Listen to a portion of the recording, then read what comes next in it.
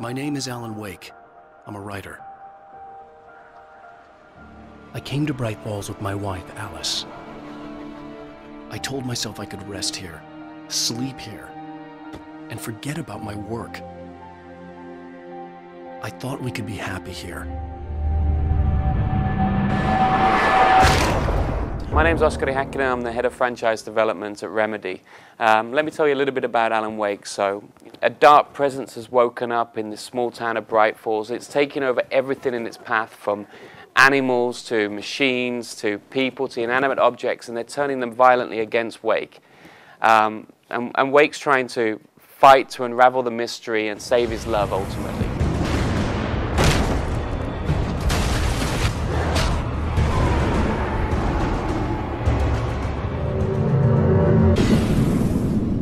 The episodic structure works really well for us because we can have many small story arcs within each episode where we can peak within that episode and tap into those emotions.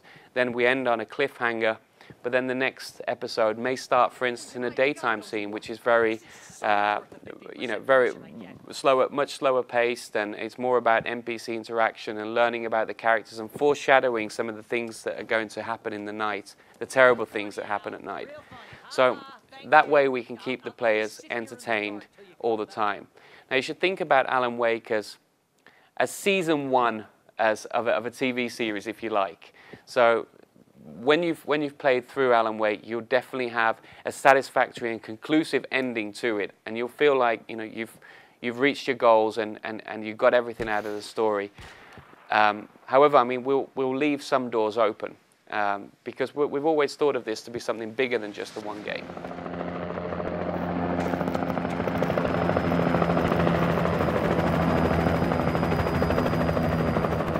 So we draw a lot of inspirations from popular culture, not so much video games, but definitely from movies, from books, from TV series and graphic novels, if you like.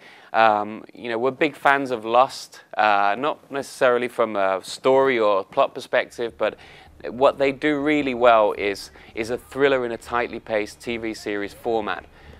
So that's an inspiration. There's definitely an echo of Twin Peaks and David Lynch's works in Bright Falls. So there's an inspiration. Stephen King, a writer whose writing is now coming true.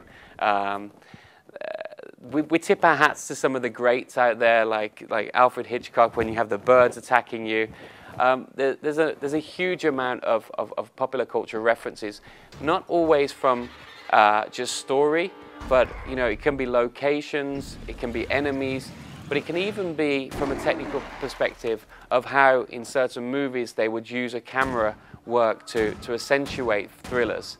So we've looked into a lot of various popular culture for inspiration, but Alan Wake will certainly stand on its own 2 feet. We've taken those inspirations and we've interpreted them in our own way. It will come back to get me. You must. They're here!